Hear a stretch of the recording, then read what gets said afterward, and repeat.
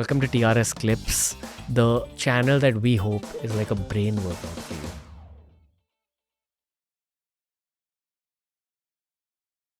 I think honestly, and I speak for a lot of guys my age and women my age also, feeling lost kind of for the first time in life.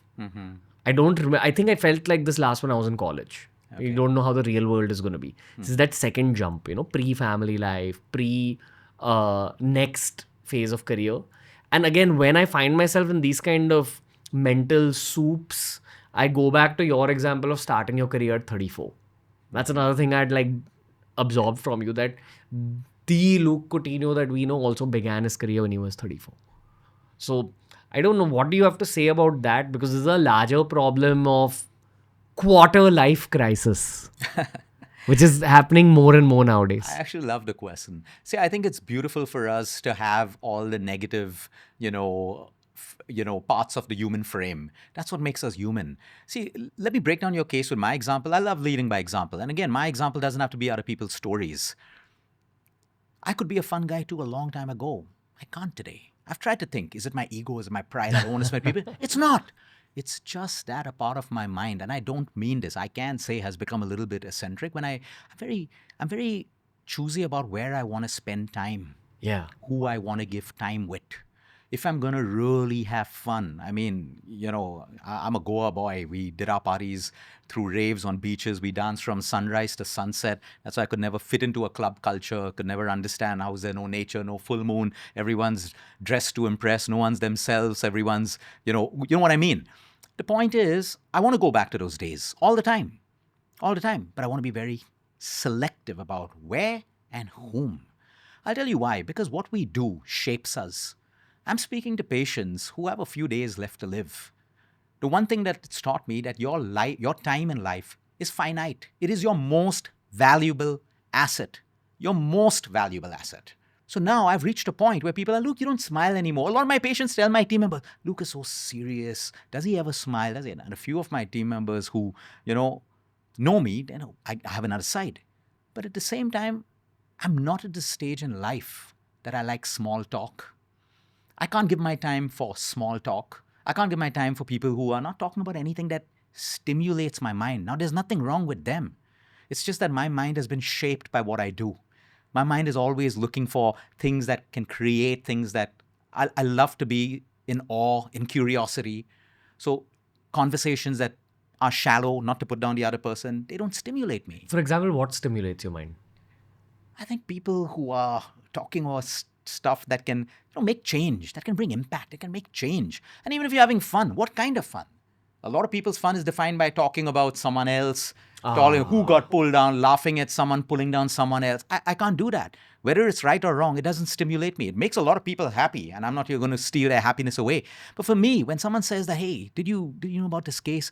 It was a third stage cancer, brain tumor, shrunk, etc. I want to dive into it. It's curiosity. It's not because I love the subject.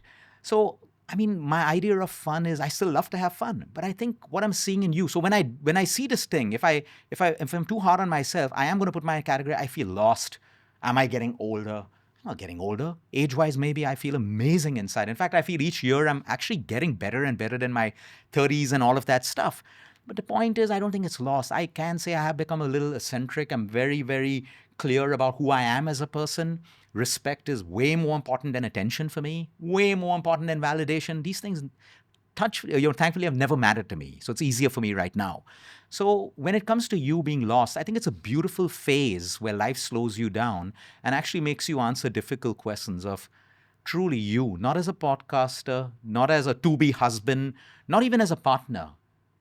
What do you want in life? I'll be honest with you. Everyone getting a kid is not a game changer. In fact, today I actually support a lot of the Gen Zs and stuff. If you don't want to have a kid and you're clear about that, please don't take the pressure from the generations above. My first question is, what are you getting a child into this world? Look at the pollution. We're unhappy. We're sick. And we're bringing them into an environment which I would think this way today. So I actually support a lot of them when they say, because their parents come, Luke, please teach them values, teach them this, make them get married, make them up. Sorry. I agree with them when their intentions are right.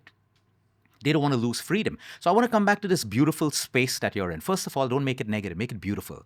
Some of us have to get lost to find a way. And maybe it's an important part for you to slow down right now and really figure it out. Why do you have to be a fun dad? Why do you have to be I think a loving dad is all a child needs. And then you find, because, when that love is, it's unconditional with a child. I can openly say it right now. All my exes, all girlfriend, whatever I've been in, my wife, my mother, whatever it is. Okay, have I given unconditional love to them? No. I've never known what unconditional love is. Even my mother, I love her, but I still do I still will put conditions. I will be that childlike, throw tantrums, want it my way, etc. That's not unconditional love. I learned unconditional love when I had a child. Unconditional. Whatever it is. She can lie, she can commit a crime, whatever. I'll whoop her ass when she's non-disciplined, etc. Not physically hit her, please get that off camera. But you know what I mean. But she knows my love is unconditional. You learn these things through life, and then you realize everything around, there's so much stress on relationships. Oh, the love has to be unconditional. It's a stress that makes people go crazy because it cannot. And if there are couples out there who have unconditional, cherish it, value it, you're blessed, you're amazing. But I don't think that should be a necessary guilt. There will always be conditions. You will have conditions set with your partner because you're a podcast, you'll have to travel, you may miss family time sometimes. There are conditions. She'll have conditions that it's a family, I want you to come spend time. These are conditions. So it is going to be part of everything. But when we try to hold up the ideology of love, that it should be unconditional, we're chasing something unrealistic. Better to work with the conditions.